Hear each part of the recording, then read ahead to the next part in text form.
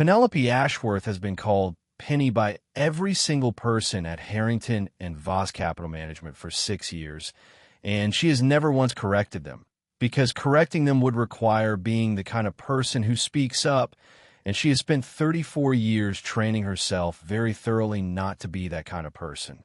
She is sitting in her cubicle at 7:40 p.m. on a Thursday, the only light on her side of the floor, reconciling a quarterly variance report that should have taken 40 minutes and has taken 3 hours because she keeps having to stop and breathe through the specific tightness in her chest that arrives with total reliability every time she hears laughter from the direction of conference room B. The laughter belongs to 4 senior associates, and this evening, the firm's CFO, Bradford Voss, who is currently standing close enough to her cubicle's open side that she can hear, with painful clarity, a joke being constructed at her expense. Something about her filing system, about the cardigan she's worn twice this week because the dry cleaner lost the other one, about the specific performed exasperation of God. Can you imagine being married to someone that boring delivered in Bradford Voss's voice to general laughter 11 feet from where she is sitting with her headphones pointedly in, but not actually playing anything because she has learned that headphones discourage people from including her in conversation, but do nothing to block the sound of being excluded from it. She has worked at Harrington and Voss for 6 years. She has a CPA license, a master's degree in accounting from a state school. She worked 2 jobs to pay for, and a specific, exhausting talent for reconciling discrepancies in financial statements that her direct supervisor has described in her one positive performance review in 6 years as thorough to a fault, a phrase she has turned over in her mind so many times that she has lost track of whether it was originally meant as praise or as the specific kind of backhanded compliment that lets a manager avoid actual praise while still technically saying something positive on paper. She's 34 years old. She has been divorced for 2 years from a marriage that ended with her ex-husband telling her, in a specific clinical tone people use when they've already emotionally left and are simply delivering the paperwork, that being married to her had been like living with a very competent ghost. She lives alone in a 1-bedroom apartment with a cat named Keynes, who she named after John Maynard Keynes during a period of her life when she still made jokes, even quiet ones, even ones nobody heard but her. She does not make many jokes anymore. Tonight, reconciling a variance report that doesn't reconcile, a discrepancy of $40,000 in the firm's operating account that should net to 0 across 3 internal transfers and currently does not, by exactly $40,000, a number that should not exist in a properly closed quarter. She is about to discover something that will require her to become, by the end of this story, exactly the kind of person who speaks up. She does not know this yet. Right now, she is simply trying to find where $40,000 went, with the specific dog patience of someone who has spent her entire career being underestimated and has, somewhere along the way, decided that being thorough is the only form of dignity still available to her. To understand what Penelope Ashworth does with a $40,000 discrepancy, you have to understand the specific architecture of 34 years that taught her to notice everything and say almost nothing about any of it. She was, as a child, the kind of girl teachers described to her parents as very bright, but she needs to learn to let things go, a phrase that, translated from educational diplomacy, meant that Penelope's habit of correcting other students' math errors, even when unsolicited, even when socially costly, made adults uncomfortable in a way that her actual correctness never seemed to outweigh. She learned, by middle school, that being right was not the same as being liked, and that in most rooms she would ever occupy, being liked mattered considerably more to the people around her than being right. She learned this lesson more thoroughly in her first job out of college, an entry-level accounting position at a regional manufacturing firm, where she discovered 8 months in a billing error that had been overcharging the company's largest client by a small but consistent percentage for nearly 2 years. An error she reported through proper channels to a supervisor who thanked her, fixed the error, and then, 3 months later, gave her the lowest performance rating on her team, citing difficulty with collaborative team dynamics. In a review that never once mentioned the $340,000 overcharge she had caught and corrected. She learned, watching a male colleague with half her actual accuracy receive a promotion that year for what his review described as strong leadership presence, that the specific currency she had spent her entire life accumulating, precision, thoroughness, being right about numbers that mattered, was worth considerably less in most professional environments than the currency other people seemed to generate effortlessly, the easy confidence and social fluency that made people want to be around someone regardless of whether that person's work product was actually correct. She came to Harrington and Voss 6 years ago believing, with the specific cautious optimism of someone who has been disappointed enough times to ration her hope carefully, that a firm built entirely around financial precision might finally be a place where her particular skill set mattered more than her particular social deficits. She was wrong about this in ways that took her approximately 14 months to fully understand, and that she has spent the subsequent 4.5 years simply enduring, because by the time she fully understood the specific social hierarchy of Harrington and Voss, where Bradford Voss's confident charm and his late father's name on the building mattered considerably more than anyone's actual accuracy, where the analysts who golfed with Bradford on weekends received the interesting assignments and the analysts who didn't, regardless of competence, received the reconciliation work nobody else wanted.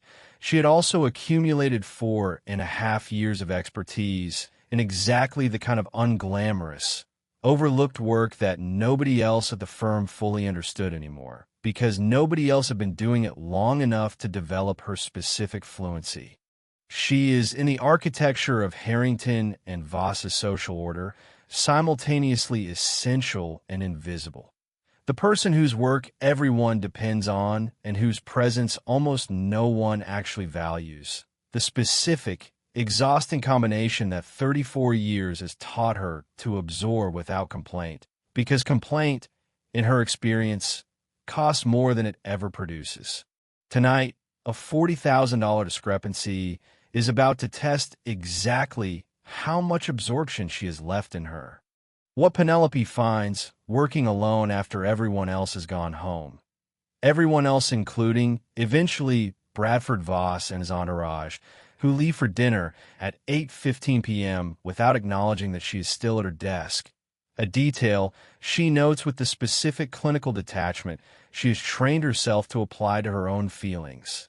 Is a transfer dated 3 weeks ago, categorized in the firm's accounting software as Operations Consulting Meridian Advisory Group for exactly $40,000, routed from the firm's operating account to an entity that does not appear anywhere else in 6 years of vendor records she has personal, comprehensive familiarity with.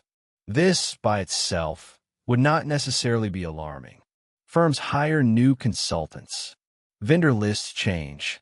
But Penelope's specific unglamorous expertise, the thoroughness that has never earned her a promotion but has made her, without anyone quite realizing it, the single person at Harrington and Voss with the most comprehensive working knowledge of the firm's actual financial architecture, makes her pause on a detail that someone less obsessively careful would have missed entirely.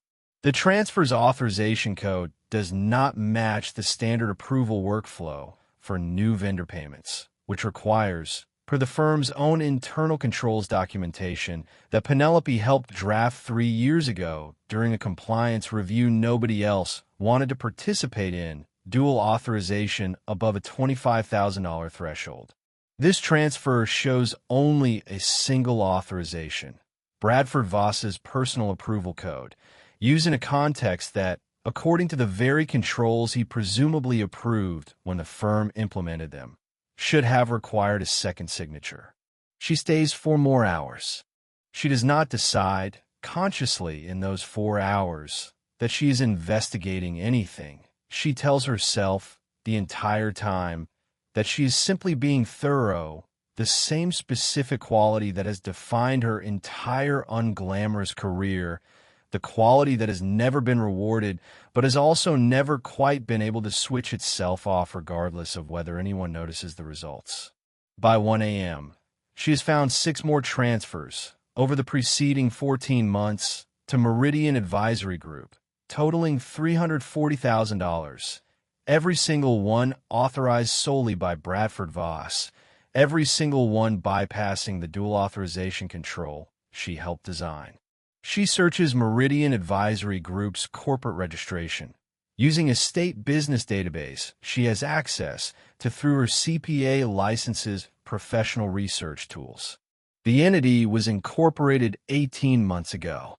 Its registered agent is a law firm Penelope recognizes after a moment as the same firm that handled Bradford Voss's divorce proceedings for years ago. Public record information she remembers specifically because she had, at the time, felt a complicated, unexamined kinship with a man going through the same experience she was before she fully understood what kind of man Bradford Voss actually was. She searches further. Meridian Advisory Group's listed officer in state filings is a woman named Cassandra Voss, Bradford Voss's current wife. What Penelope Ashworth has found by 1:30 a.m., sitting alone in an empty office with a specific cold clarity that arrives after the adrenaline of discovery has burned through the initial shock, is not, she understands immediately, an isolated incident of minor self-dealing. 18 months ago, the same period when Meridian Advisory Group was incorporated, Bradford Voss married Cassandra Voss, his second wife, in a ceremony that Penelope remembers being discussed briefly in the kind of office gossip she is never actually included in, but occasionally overhears, as surprisingly modest for someone like Bradford, a detail that at the time meant nothing to her and now, retroactively, suggests a man being careful about appearances for reasons that had nothing to do with personal frugality. 6 transfers, routed to a consulting firm that exists, as far as Penelope's careful, comprehensive search can determine, almost entirely on paper. No website, no other identifiable clients, no physical office address beyond a registered agent's law firm. No actual consulting deliverables anywhere in Harrington and Voss's project files that would correspond to $340,000 of legitimate advisory work. She does the math the way she has done math her entire life, with a specific patient thoroughness that has never once been adequately rewarded, but has also never once, in 34 years, produced an incorrect answer when she gave it enough time. This is not consulting. This is a CFO routing firm operating funds through a shell entity controlled by his own wife into what is functionally an undisclosed personal distribution, money that belongs ultimately to Harrington and Voss's actual ownership structure and, by extension, to the institutional clients whose assets the firm manages and whose fee structures Penelope understands with a sinking, expanding horror as she continues working through the implications, ultimately fund every dollar that flows through the firm's operating account in the first place. This is in the specific vocabulary her CPA training provides, embezzlement. She thinks, sitting alone in the dark office at nearly 2 a.m., about the laughter from conference room B 6 hours earlier, about filing system jokes and competent ghost, and 6 years of being called Penny by people who never once asked if she preferred Penelope. She does not call anyone that night. She goes home. She feeds Canes. She sits at her kitchen table until almost 4 a.m., not sleeping, organizing it, with total precision, into a form that cannot be dismissed, disputed, or laughed away. The obvious response, Penelope understands with the specific clarity of someone who has spent 6 years learning exactly how little weight her word carries against Bradford Voss's is not to report this internally. She has watched, over 6 years, what happens to people who challenge Bradford Voss directly. Each dispute resolved, without exception, in Bradford Voss's favor because Bradford Voss is the CFO, because Bradford Voss's late father founded the firm. If she reports this internally, she understands exactly what will happen. Bradford Voss will characterize her as a disgruntled employee with a documented history of difficulty with collaborative dynamics, the same phrase that ended her career trajectory at her first job. What she needs is someone whose credibility does not depend on Harrington and Voss's internal hierarchy at all. She thinks, for the first time in years, about her cousin Marguerite. Marguerite Ashworth Diallo is 41, a forensic accountant who spent 11 years at a Big Four accounting firm's fraud investigation division before starting her own practice 3 years ago. Marguerite answers on the fourth ring. "Penny? It's been forever. Is everything okay?"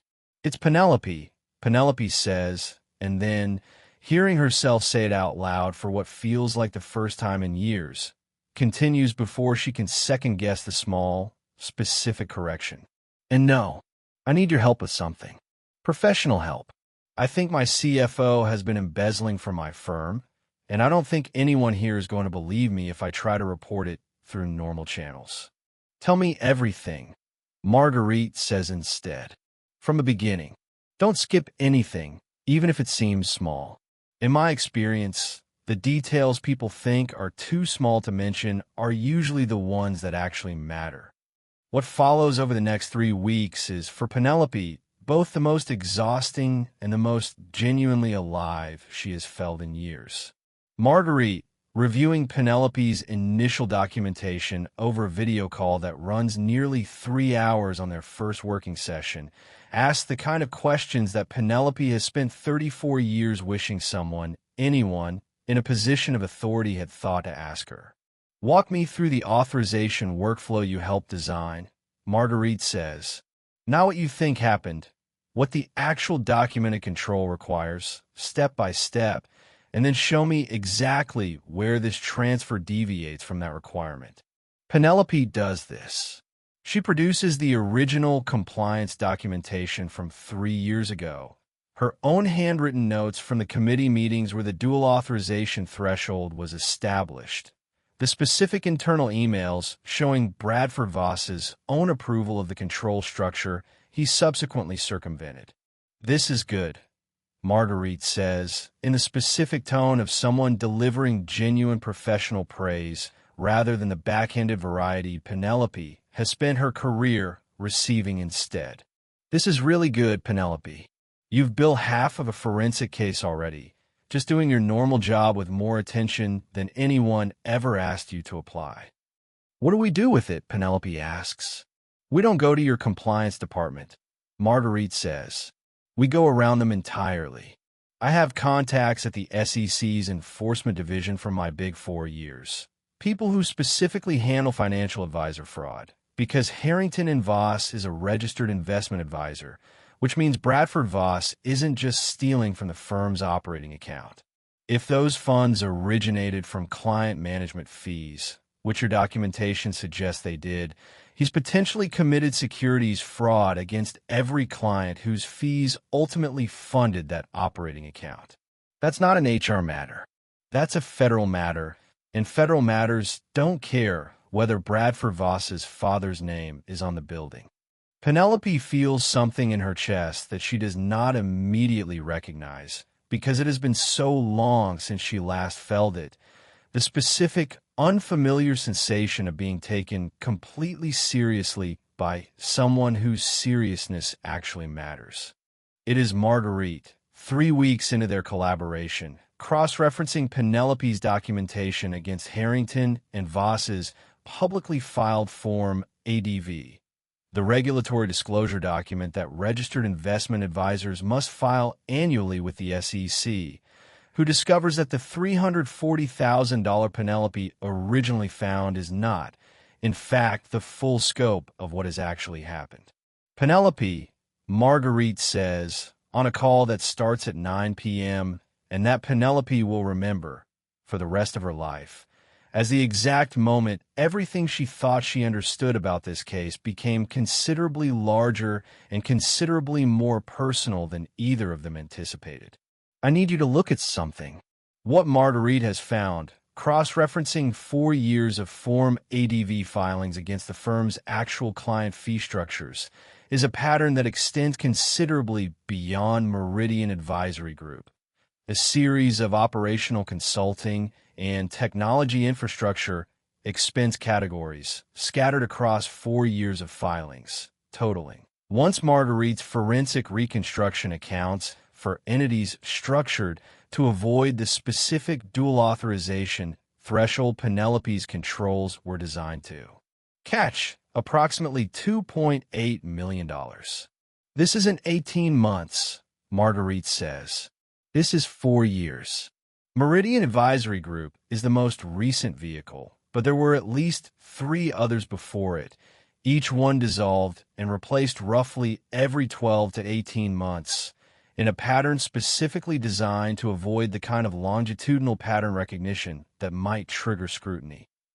Penelope sits with this for a long moment, the specific vertigo of understanding that what she found in one night of unglamorous overtime work is the visible tip of something that has been happening carefully, methodically, for the entire duration of her employment at Harrington and Voss.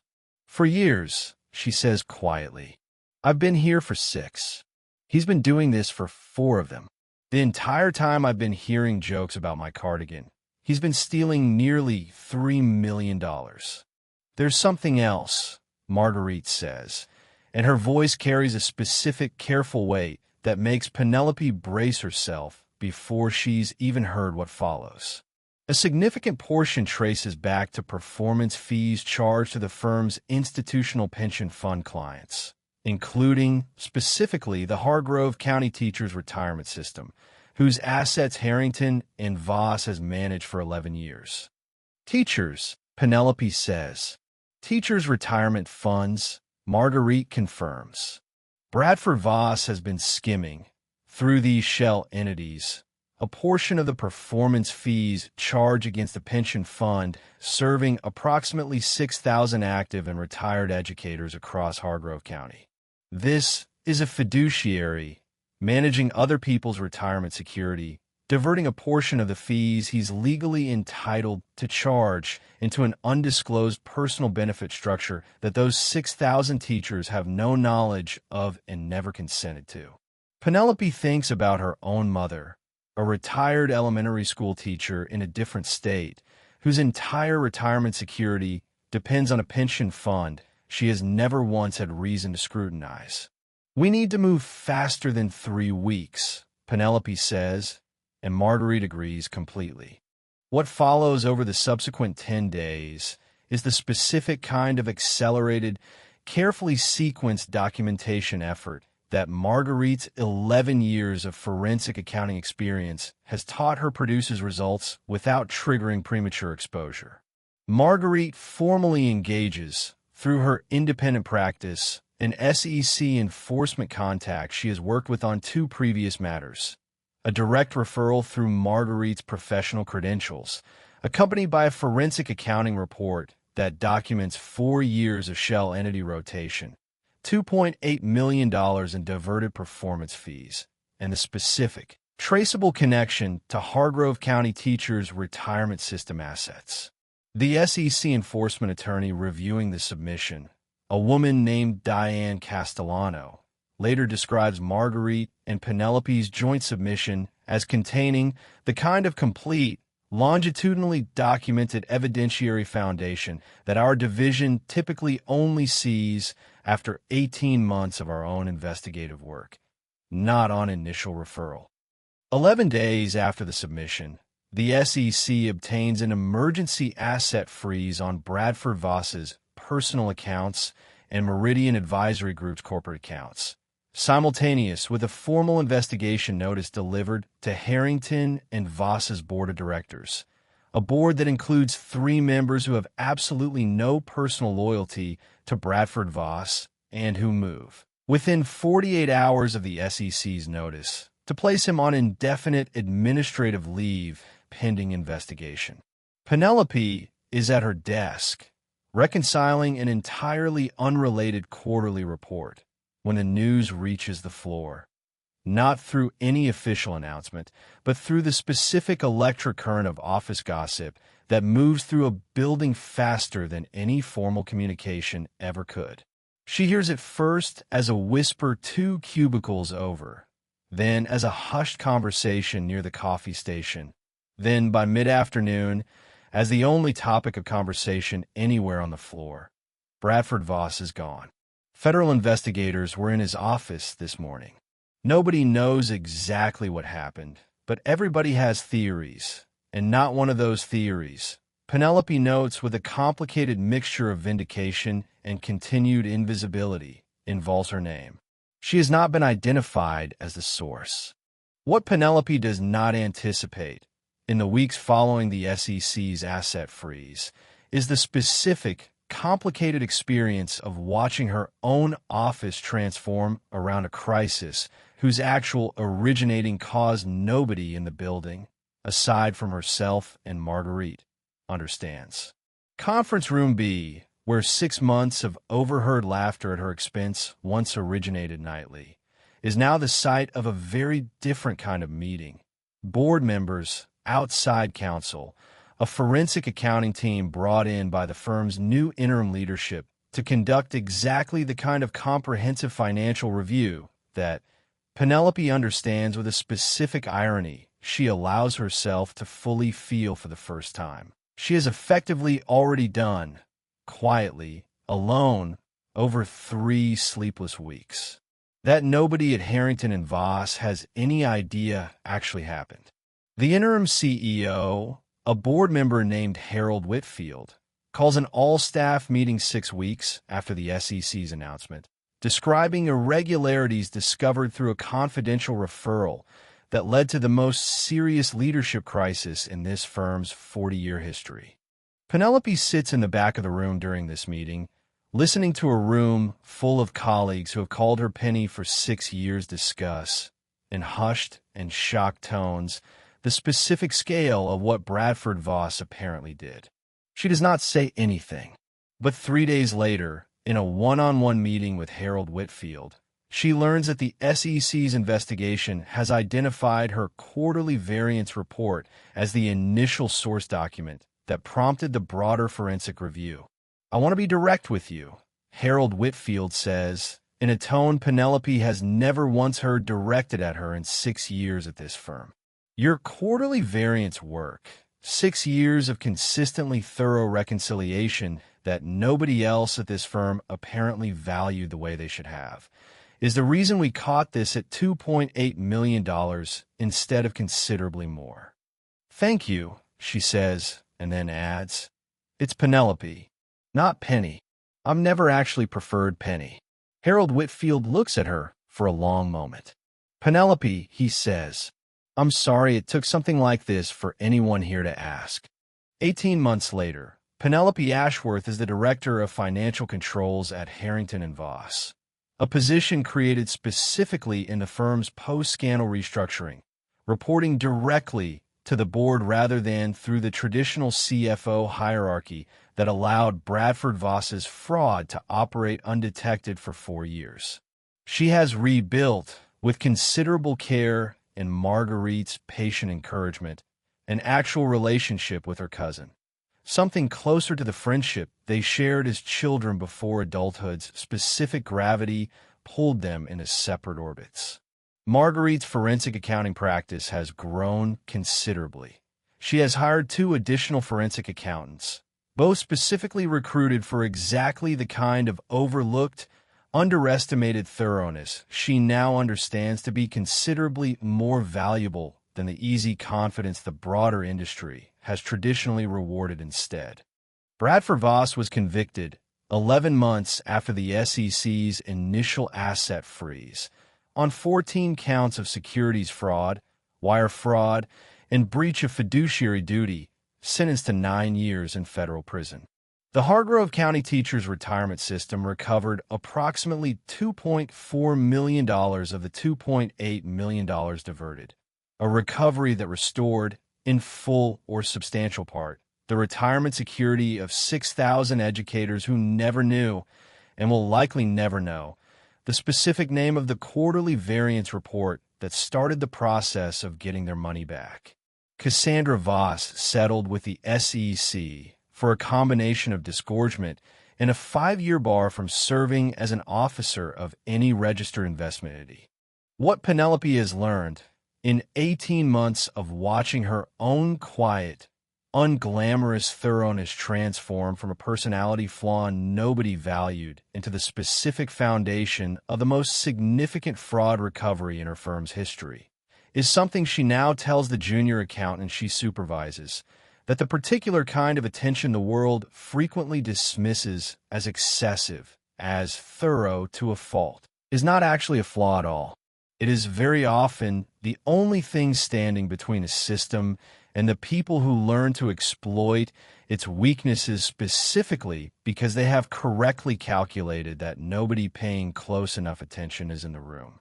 Bradford Voss made jokes about a cardigan for 6 years because he had decided that the quiet woman who noticed everything and said almost nothing did not count as someone capable of actually stopping him.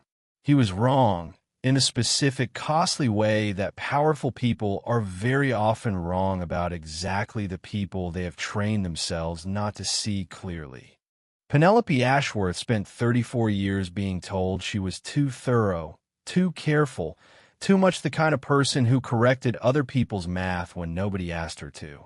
It turned out that the numbers, in the end, never lied about anything, and the only person who had ever bothered to actually read what they were saying was the one person everyone in the building had decided, for 6 years, wasn't worth listening to. Penelope Ashworth still has a cat named Canes. She makes jokes again, sometimes quiet ones, but she has noticed that more people now actually hear them.